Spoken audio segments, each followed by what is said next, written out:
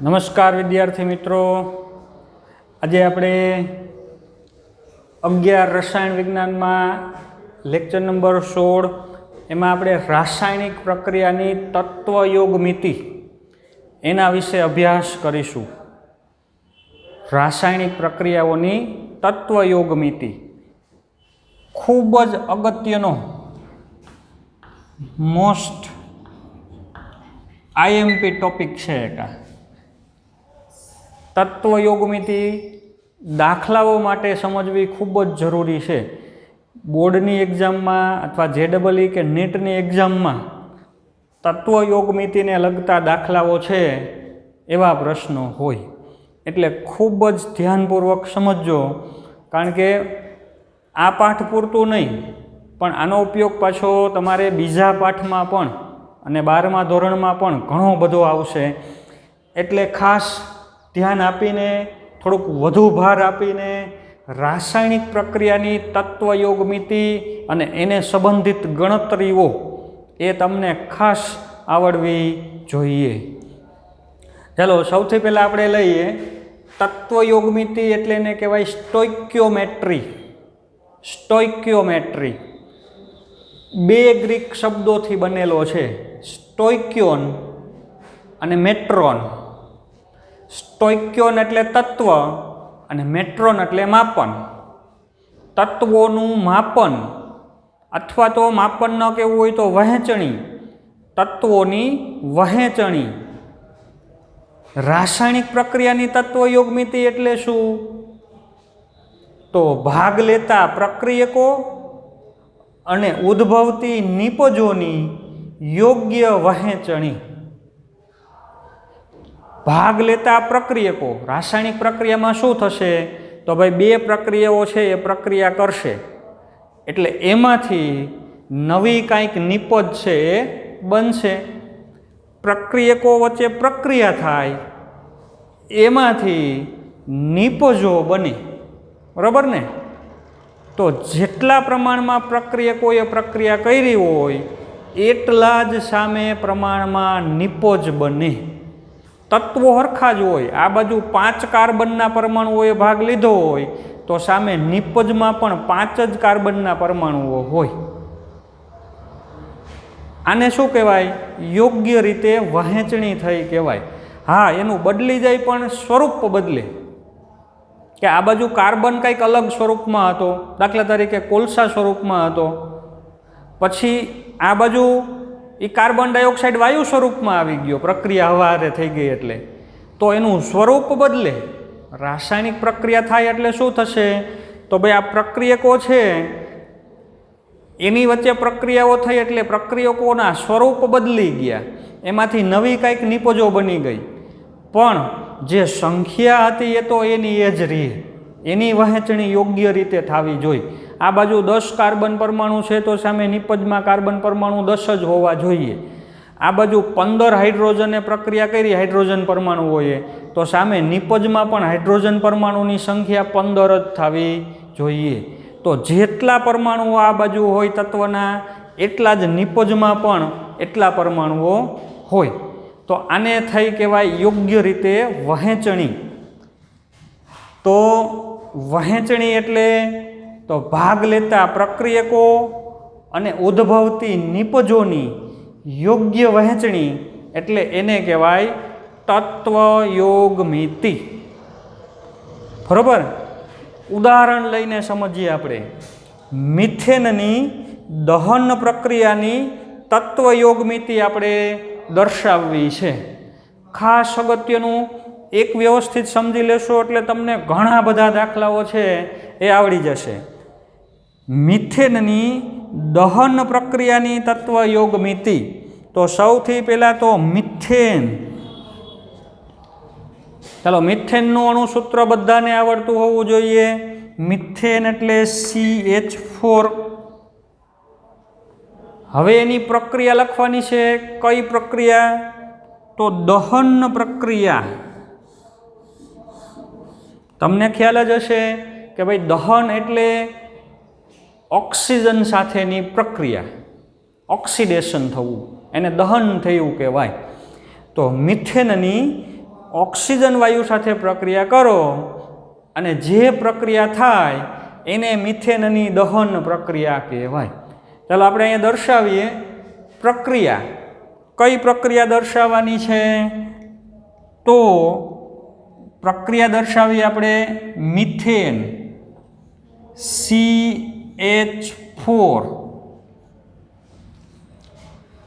વાયુ સ્વરૂપે હોય એને દર્શાવવા માટે આપણે અહીંયા ગેસ લખી. વાયુ અવસ્થામાં છે મિથેન. હવે એની પ્રક્રિયા કોની સાથે કરવાની છે? તો પ્લસ ઓક્સિજન વાયુ સાથે મિથેનનું દહન કરવું છે. કોઈ પણનું દહન થતું હોય એટલે યાદ રાખજો એની પ્રક્રિયા તમારે ઓક્સિજન સાથે કરવાની. કારણ કે દહન એટલે સળગવું. હવામાં ઓક્સિજન પ્રક્રિયા કરે એટલે એને એ પદાર્થનું દહન થયું કહેવાય, એમાંથી ઉર્જા છૂટી પડે એટલે આપણે એને સળગે છે એમ કહીએ. તો મિથેનનું દહન કરીએ છીએ. દહન થવાથી બનશે શું? નિપજ શું મળશે? બરાબર ને, લખ્યું ને કે ભાગ લેતા પ્રક્રિયકો. તો આ બંને પ્રક્રિયકોએ ભાગ લીધા. હવે ઉદ્ભવતી નિપજો, કંઈક નિપજોનો ઉદ્ભવ થશે.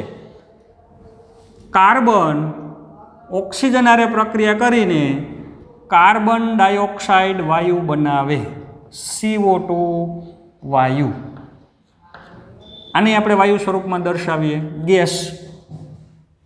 યાદ રાખજો હંમેશા કોઈ પણનું તમે દહન કરો એટલે એના જે ઘટક તત્વો હોય એ એના ઓક્સાઇડમાં રૂપાંતર પામે. કારણ કે ઓક્સિજન સાથે પ્રક્રિયા કરીએ છીએ. તો કાર્બનનો ઓક્સાઇડ એટલે કાર્બન ડાયોક્સાઇડ બનશે. હાઇડ્રોજન જે હતા આમાં, હાઇડ્રોજન એની પણ ઓક્સિજન હારે પ્રક્રિયા થશે એટલે એમાંથી થશે પાણી H2O.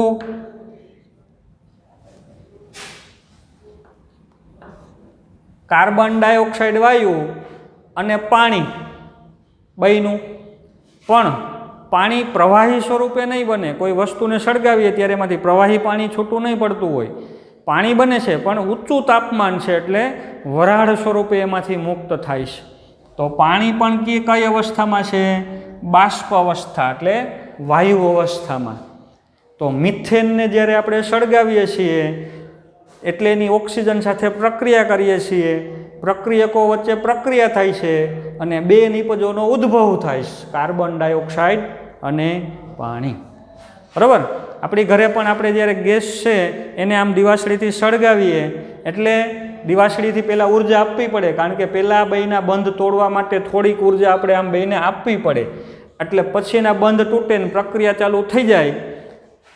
CO2 વાયુ બને, H2O બને, પ્લસ હજી અહીંયા ઉર્જા પણ છૂટી પડે.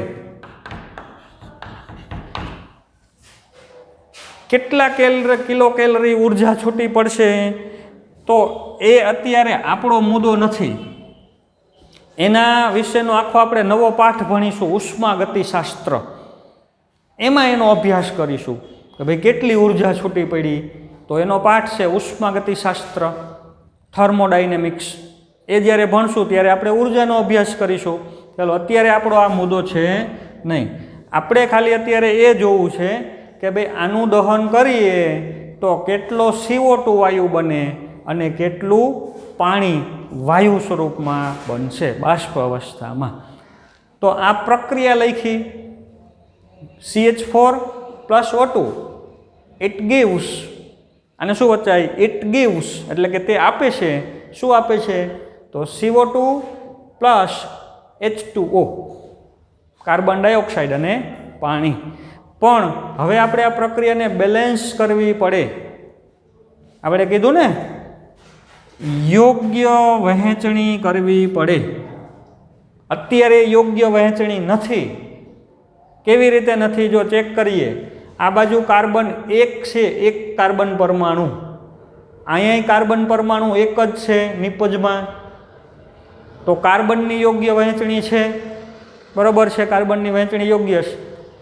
હાઇડ્રોજન 4 છે, CH4 છે એટલે હાઇડ્રોજન 4 છે. આ બાજુ હાઇડ્રોજન ચેક કરીએ તો તો હાઇડ્રોજન ખાલી 2 જ છે, તો યોગ્ય વહેંચણી નથી. આ તત્વ યોગમિતિ હજી નથી, આપણે બનાવવી પડે એની યોગ્ય વહેંચણી કરવી પડે. યોગ્ય વહેંચણી કરવા માટે શું કરવું પડશે? તો મારે અહીંયા આગળ 2 H2O ના અણુઓ લખવા પડશે કે ભાઈ પાણીના 2 અણુઓ બને છે, 2 H2O અણુઓ બને છે. તો એકમાં હાઇડ્રોજન 4, તો બીજા અણુમાં પાછા બીજા, એકમાં 2 તો બીજામાં પાછા 2, એટલે ટોટલ હાઇડ્રોજન કેટલા થઈ ગયા? 4. તો હાઇડ્રોજન 4, અહીંયા હાઇડ્રોજન 4, હાઇડ્રોજનની યોગ્ય વહેંચણી થઈ ગઈ. કાર્બનની યોગ્ય વહેંચણી થઈ, બે બાજુ 1 1 1 1 છે, હાઇડ્રોજન બે બાજુ 4 4 છે. હવે બાકી શું રહ્યું? તો ઓક્સિજન રહ્યા. બરાબર, આ સાઈડ અહીંથી જોવાનું, આ સાઈડ ઓક્સિજન ગણવાના. આમાં તો ઓક્સિજન છે જ નહીં, અહીંયા 2 ઓક્સિજન છે. આ બાજુ આ એરોની નિશાની છે ને આ બાજુ, તો આ બાજુ 2 ઓક્સિજન અહીંયા છે અને 2 ઓક્સિજન અહીંયા છે. તો ટોટલ 4 ઓક્સિજન છે નિપજમાં.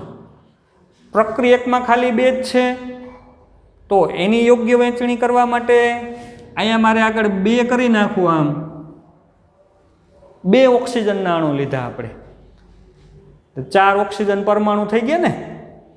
જોજો, આ ઓક્સિજન અણુ કહેવાય, અને ખાલી આમ લખી તો શું કહેવાય?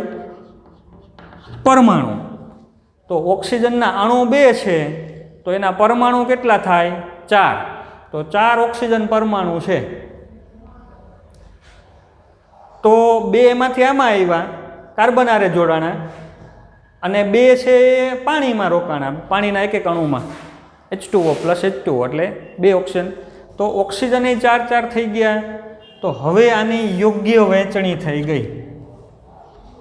બરાબર, તો આ તત્વ યોગમિતિ આપણે દર્શાવી કહેવાય કે ભાઈ આ પ્રક્રિયાની તત્વ યોગમિતિ શું. એક મુદ્દો અહીં જે મેં આ કોષ્ટક તમને દોરેલું છે, બરાબર, એમાં એક મુદ્દો હકીકતમાં તો અહીંયા મારે પહેલાં લખવાની જરૂર હતી, પણ હવે અહીંયા લખું. આની તત્વ યોગમિતિ, તત્વ યોગમિતીય ગુણાંક,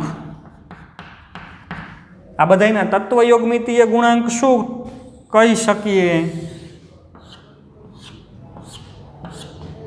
તત્વ યોગમિતીય ગુણાંક, તો આની આગળ કેટલું છે? કાંઈ ન હોય તો 1.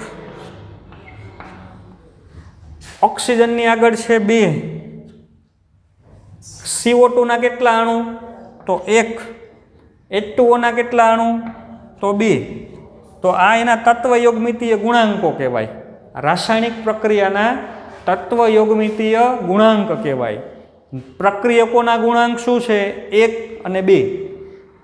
નિપજોના ગુણાંક શું છે? તો 1 અને 2. એના તત્વ યોગમિતીય ગુણાંક કહેવાય. હવે આપણે પ્રક્રિયાની તત્વ યોગમિતિ દર્શાવીએ. અણુના સંદર્ભમાં તત્વ યોગમિતિ લખવીશ મારે. અણુના સંદર્ભમાં જો કઈ રીતે લખી શકાય? મિથેનનો એક અણુ,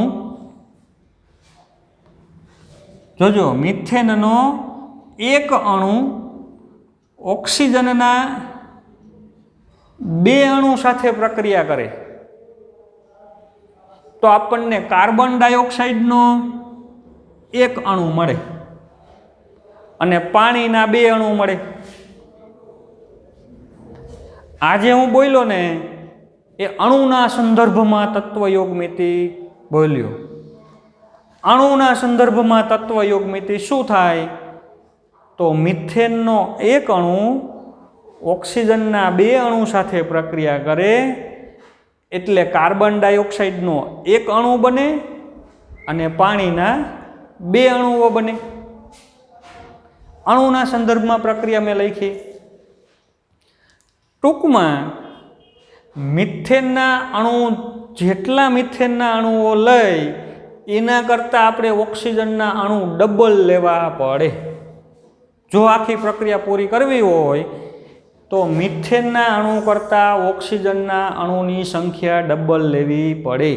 ધારો કે હું મિથેનના અણુઓ 10 લઉં, હવે 1 અણુની વાત નથી, આપણે વધારે જાય છીએ, બરાબર, મોટા જથ્થામાં જાય છીએ, અણુમાંથી અણુ ઓ તરફ આપણે જાય છીએ. એક અણુ નહીં પણ હું મિથેનના 10 અણુઓ લઉં તો એની સાથે પ્રક્રિયા કરવા માટે મારે ઓક્સિજનના 20 અણુઓની જરૂર પડે તો જ પ્રક્રિયા પૂરી થાય. જો 20 અણુઓથી ઓછા અણુઓ લીધા હોય તો મિથેનના અણુઓનું સંપૂર્ણ દહન થાય નહીં, અપૂર્ણ દહન થાય. આપણે તો સંપૂર્ણ દહન કરવું છે. ધારો કે હું મિથેનના 50 અણુઓ લઉં. કેટલા અણુઓ લઉં છું? મિથેનના 50 અણુઓનું દહન કરવું છે તો મારે ઓક્સિજનના એના કરતાં ડબલ લેવા પડે, 100 અણુઓ લેવા પડે. સમજાય છે વસ્તુ? અહીંથી ખબર પડે આપણને કે આનો એક અણુ લીધો હોય તો આના 2 અણુઓ લેવા પડે, એક અણુ લીધો હોય તો 2 અણુ લેવા પડે. એટલે કે આ જેટલા અણુ લઉં એના કરતાં મારે આ ડબલ લેવા પડે. આવડશે ને? ધારો કે હું આ 250 250 અણુઓ લઉં, 250 અણુઓ, તો સંપૂર્ણ પ્રક્રિયા કરવા માટે ઓક્સિજનના કેટલા અણુ જોશે? 500. આવડશે ગણતરી કરતા? તો એક આંકડો આપું કે જો મને 6.022 ગુણ્યા 10⁻23 આટલા અણુઓ મેં મિથેનના લીધા. શા માટે એટલા લીધા? તો એ મારા મનની વાત છે, મેં લીધા એટલા, બસ. હું તો 100 લઉં તો 200 લેવા પડે, 500 લઉં તો 1000 લેવા પડે. તો મને મજા આવી કે ભાઈ મારે 6.022 ગુણ્યા 10⁻23 જેટલા મેં મિથેનના અણુઓ લીધા. તો હવે તમે મને કહો કે તમારે ઓક્સિજનના પરમાણુ અણુઓ કેટલા લેવા પડશે સંપૂર્ણ પ્રક્રિયા કરવા માટે? મેં મિથેનના આટલા અણુઓ લીધા છે. હવે એનું દહન કરવા માટે તમારે ઓક્સિજન આપવાનો છે તો એ ઓક્સિજનના કેટલા અણુઓ તમારે આપવા પડશે તો પ્રક્રિયા પૂરી થશે? તો આના કરતાં ડબલ, બરાબર ને? એટલે કે 12.044 ગુણ્યા 10⁻23 આટલા ઓક્સિજનના અણુઓની જરૂર પડે. આ 6.022 ગુણ્યા 10⁻23 અણુઓ લીધેલા હોય તો એની સાથે પ્રક્રિયા કરવા માટે ઓક્સિજનના ડબલ 12.044 ગુણ્યા 10⁻23 અણુઓની જરૂર પડે. આ વાત માત્ર ને માત્ર ખાલી મિથેન માટે લાગુ પડે છે. પછી બીજું બદલી જાય તો એને પાછું આ ન લાગુ પડે. એ તો અહીંયા પ્રક્રિયા લખો તો ખબર પડે કેટલા જોઈએ. બીજી પ્રક્રિયા માટે બીજો કોઈ આંકડો હોય, બરાબર?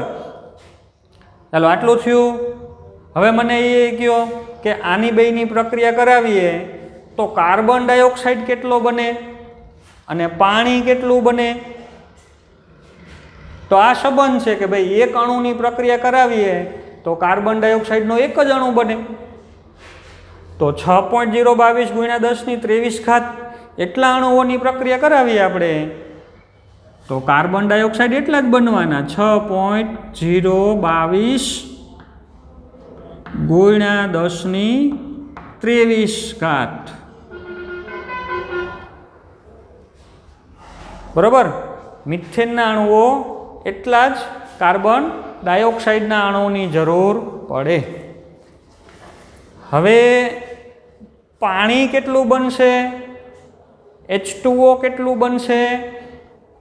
તો એક અણુ મિથેનનો લીધેલો હોય તો એના કરતાં ડબલ પાણીના અણુઓ બને. આ પ્રક્રિયાની તત્વયોગમિતિ આપણને એમ કહે છે, બરાબર? એટલે તો તત્વયોગમિતિનું મહત્વ છે. એના ઉપરથી આપણને બધી ખબર પડી જાય કે કોણ કેટલું જોઈને કોણ કેટલું બને. તત્વયોગમિતિ એમ કહે છે કે આ એક અણુ લીધેલો હોય તો પ્રક્રિયા કરવાથી 2 અણુ પાણીના મળે. તો મને કહો હવે કે ભાઈ 6.022 ગુણ્યા 10⁻23 એટલા મિથેનના અણુઓ લીધેલા હોય तो पाणीना केटला अणु बनशे? तो डबल एटले के 12.044 गुण्या 10⁻23 आटला पाणीना अणुओ बने। बराबर है? तो आ अणुओना संदर्भमां में तत्वयोगमिति दर्शावेली छे। अणुओना संदर्भमां तत्वयोगमिति दर्शावी कहेवाय। हवे मारे तत्वयोगमितिने मोलना संदर्भमां लई जावीश। आ रासायणिक प्रक्रियानी मोलना संदर्भमां शुं तत्वयोगमिति थशे? तो અહીંથી જ આપણે મોલના સંદર્ભમાં લઈ જઈ શકીએ। 6.022 ગુણ્યા 10⁻23 એટલે 1 મોલ થયો કહેવાય।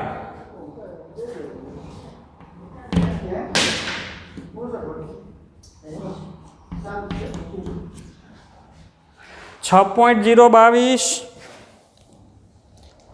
ગુણ્યા 10⁻23 એટલે 1 મોલ થયો કહેવાય। 12.044 ગુણ્યા 10⁻23 એટલે 2 મોલ થયું કહેવાય। 6.022 ગુણ્યા 10⁻23 એટલે 1 મોલ। 12.044 ગુણ્યા 10⁻23 એટલે 2 મોલ। तो आ प्रक्रियानी तत्वयोगमिति एम कहे छे कि 1 मोल मीथेन लेवामां आवे तो एनुं संपूर्ण दहन करवा माटे 2 मोल ऑक्सीजन वायुनी जरूर पड़े। प्रक्रिया थवाथी निपज केटली मळशे? तो 1 मोल कार्बन डाइऑक्साइड वायु मळे अने 2 मोल पाणीनी बाष्प बने। तो आ मोलना संदर्भमां तत्वयोगमिति थई कहेवाय। चलो हवे ने मोलने दळमां फेरवता तो आवडे तमने? मास्टर सूत्र आ मोलने आपणे दळमां लई जावुं छे। मोल बराबर दळ छेदमां मोलर दळ, આપણું માસ્ટર सूत्र। बराबर? घणुं बधुं हतुं आखुं। हवे आमांथी दळने सूत्रनो करता बनावो तो दळ बराबर मोल एने गुण्या मोलर दळ। तो मोल तो बधाईना तमे जाणो छो। बराबर? दरेकना मोल तमने खबर छे। एनु मोलर दळ तमे जाणी शको। बधाईनो सरवाळो करो એટલે એનું મોલર દળ મળે। મિથેનનું મોલર દળ કેટલું? ઓક્સિજનનું મોલર દળ, મોલર દળ તમે જાણી શકો। તો ચાલો ગણતરી કરો 1 મિનિટ કે આ મોલ બરાબર કેટલું દળ થાય? 1 મોલ મિથેન હોય તો એના કેટલા ગ્રામ થાય? 2 મોલ ઓક્સિજન હોય તો એના કેટલા ગ્રામ થાય? 1 મોલ CO2 હોય તો એના કેટલા ગ્રામ થાય? 2 મોલ H2 હોય તો એના કેટલા ગ્રામ થાય? તો દળ છે એ તમારે ગ્રામમાં કન્વર્ટ કરો। ચાલો વિડીયોને ઘડીક વાર પોઝ સ્ટેજ ઉપર લઈ આવીને બધાયના ગ્રામ ગણી નાખો। ચાલો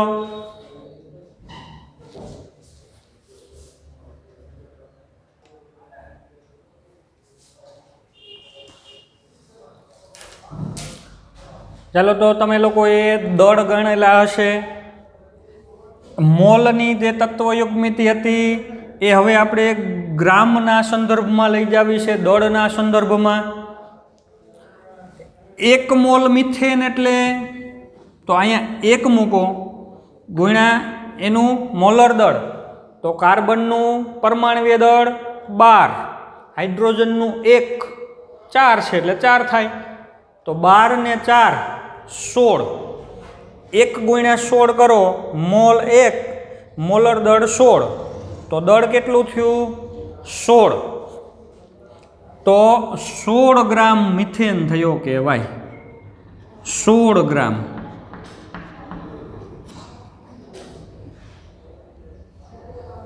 2 मोल ऑक्सीजन नी जरूर पड़े। 1 मोल मिथेन नु दहन करवू होय तो 2 मोल ऑक्सीजन वायु नी जरूर पड़े। तो 2 मोल ऑक्सीजन एटले તો મોલ એના 2 લેવાના અને ઓક્સિજન O2 આ O2 વાયુ છે મોલર દળ કેટલું થાય તો ઓક્સિજનના 16 2 ઓક્સિજન છે એટલે 32 તો ઓક્સિજન વાયુનું મોલર દળ છે 32 2 મોલ હોય 1 મોલ હોય તો 32 થશે બરાબર O2 ફરીથી O2 ઓક્સિજનનું પરમાણુય દળ 16 તો O2 ના કેટલા થાય 32 પણ અહીંયા 2 O2 છે 2 O2 એક ખાલી મોલ O2 હોય તો 32 ગ્રામ થાય 2 મોલ O2 હોય તો 32 દૂને 64 ગ્રામ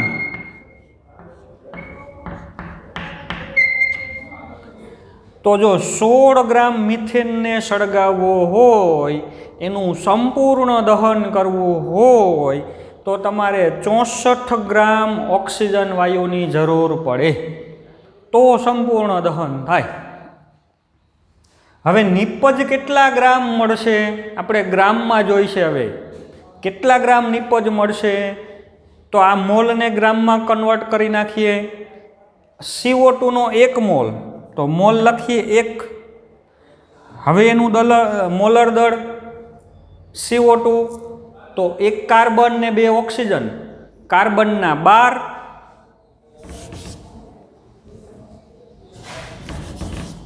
બરાબર CO2 કાર્બનના 12 ગણવાના ઓક્સિજનના 16 હોય પણ 2 ઓક્સિજન છે એટલે 32 તો 12 ને 32 કેટલા થશે 44 તો મોલર દળ થયું 44 CO2 નું મોલર દળ 44 અને એના મોલ 1 તો 1 મોલ CO2 એટલે 44 ગ્રામ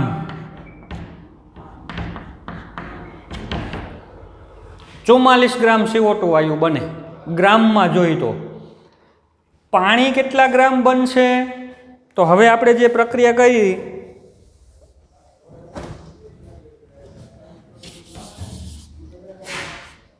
પાણી માટે જોઈ પાણીના કેટલા મોલ બને છે 2 મોલ તો મોલ લખીએ 2 ગુણ્યા પાણીનું મોલર દળ તો પેલા તો H2O મોલર દળ કેટલો થાય તો હાઇડ્રોજનનો 1 પણ 2 હાઇડ્રોજન્સ એટલે એના થઈને 2 ગ્રામ થાય અને વત્તા ઓક્સિજનના 16 ગણવાના એનું પરમાણુય દળ 16 તો 16 ને 2 18 તો મોલર દળ થયું 18 પાણીનું મોલર દળ 18 પણ 2 મોલ છે એટલે 18 દૂને 36 ગ્રામ એનું દળ થયું તો પાણી કેટલું મળશે આપણને 36 ગ્રામ હવે આ માસ્ટર સૂત્ર છે એના દાખલાઓ તો મેં તમને આના પહેલાં પ્રેક્ટિસ માટે આપેલા છે માસ્ટર સૂત્રનો ઉપયોગ કરી અને મેં તમને આવી ગણતરીઓ કરાવી હતી દાખલાઓ આપ્યા હતા ને કે ભાઈ 5 મોલ પાણી હોય તો કેટલા ગ્રામ થાય એવા દાખલાઓ માસ્ટર સૂત્રનો ઉપયોગ કરીને તમે ગણી ચૂક્યા છો તો એના ઉપરથી જ આ મેળવેલું છે જો કોઈ આ વ્યવસ્થિત તૈયાર કરેલું ન હોય તો ફરીથી આનું પુનરાવર્તન કરી લઈએ કયા લેક્ચર હતા મોલર દળ આણવીય દળ સરેરાશ પરમાણવીય દળ બરાબર આને લગતા જે આપણે આગળના લેક્ચર છે એ ફરીથી એના દાખલાઓ વ્યવસ્થિત તૈયાર કરી લેજો કારણ કે એ જો ન આવડતા હોય તમને તો તમને આમાં તકલીફ પડે ચાલો તો હવે આપણે દળના સંદર્ભમાં તત્વયોગમિતિ બોલવી હોય કે મિથેનના દહન પ્રક્રિયાની તત્વયોગમિતિ દળના સંદર્ભમાં રજૂ કરો તો આપણે આ કાંઈ રજૂ કરવાનું નથી થતું માત્ર ખાલી દળના સંદર્ભમાં જ કે ભાઈ 16 ગ્રામ મિથેનનું સંપૂર્ણ દહન કરવું હોય તો 64 ગ્રામ ઓક્સિજન વાયુની જરૂર પડે પ્રક્રિયાને અંતે શું મળશે તો 44 ગ્રામ આપણને કાર્બન ડાયોક્સાઇડ વાયુ મળે અને 36 ગ્રામ આપણને પાણી છે એ બાષ્પ સ્વરૂપે મળે તો આ વસ્તુ આપણને મળશે હવે એક વસ્તુ આમાં આપણી જાણકારી માટે ચેક કરી લઈએ કે 16 ગ્રામ અને 64 ગ્રામ બંનેનો સરવાળો કરો જોઈ 16 અને 64 તો 64 ને 6 70 અને 10 80 ગ્રામ થયું. 16 ગ્રામ મિથેન, 64 ગ્રામ ઓક્સિજન વાયુ, એટલે ટોટલ આપણે 80 ગ્રામ પદાર્થ છે એની પ્રક્રિયા કરાવી. સામે 44 ગ્રામ CO2 મળ્યો અને 36 ગ્રામ પાણી મળ્યું. બંનેનો સરવાળો કરો તો એ 80 ગ્રામ જ થશે. તો એ દળ સંચયનો નિયમ છે, આપણે ભણશું આના પછી, બરાબર, કે દળનો કોઈ દી નાશ ન થાય. તમે ટોટલ 80 ગ્રામ પ્રક્રિયકોમાં પ્રક્રિયા કરાવી તો સામે નીપજો તમને 80 ગ્રામ જ મળશે. દળ ક્યાંય વહી જવાનું નથી. જે તત્વો છે એ એમણમ રહેવાના, પણ એના સ્વરૂપ બદલી જાય. પેલા 80 ગ્રામ જે પદાર્થ હતો એ કયા સ્વરૂપે હતો? તો મિથેન વાયુ સ્વરૂપે અને ઓક્સિજન વાયુ સ્વરૂપે હતો. પ્રક્રિયા થયા પહેલાં 80 ગ્રામ પદાર્થ હતો, પણ કયા સ્વરૂપે હતો? તો મિથેન વાયુ સ્વરૂપે હતો અને ઓક્સિજન વાયુ સ્વરૂપે હતો. હવે એને સ્વરૂપ બદલાવી નાખ્યું. હવે 80 ગ્રામ જ છે, હજી પદાર્થ ટોટલ 80 ગ્રામ જ છે, પણ હવે એ કાર્બન ડાયોક્સાઇડ વાયુ અને પાણીની બાષ્પ સ્વરૂપમાં આવી ગયો. પોતાએ એનું સ્વરૂપ છે એ બદલાવી નાખ્યું છે, પણ એનું દળ તો જે છે એ જ રહેવાનું. તો આ દળ સંચયનો નિયમ છે, એનો વિસ્તૃત અભ્યાસ આપણે પછી કરીશું. ચાલો, હવે આપણે તત્વ યોગમિતિ કદના સંદર્ભમાં જોઈએ છે. કદના સંદર્ભમાં તત્વ યોગમિતિ, તો આપણે એમાંય માસ્ટર સૂત્રનો જ ઉપયોગ કરીએ. મોલ બરાબર માસ્ટર સૂત્ર વાયુનું કદ છેદમાં 22.7. કદ શેમાં લેવાનું? તો લીટરમાં, પણ એસટીપી પરિસ્થિતિ હોય ત્યારની વાત છે. સ્ટાન્ડર્ડ ટેમ્પરેચર એન્ડ પ્રેશર, બરાબર. એ પણ આપણે ભણી ગયા હતા. બે પરિસ્થિતિ હોય, એસટીપી અને એનટીપી. એ પણ તમને કદાચ ભૂલાઈ ગયું હોય તો જોઈ લેજો પાછું ફરીથી. એસટીપી પરિસ્થિતિ હોય, સ્ટાન્ડર્ડ ટેમ્પરેચર અને પ્રેશર, તો આ સૂત્ર લાગુ પડે. મોલ બરાબર કદ, વાયુનું કદ છેદમાં 22.7 લીટર. તો હવે આપણે મોલ તો જાણીએ છીએ બધાયના, કોના કેટલા મોલ હોય એ આપણને ખબર છે. તો એનું કદ કેટલું થાય એ પણ આપણને ખબર પડી જાય. કદને બનાવીએ સૂત્રનો કરતા. કદ બરાબર શું? તો મોલ અને 22.7 નો ગુણાકાર.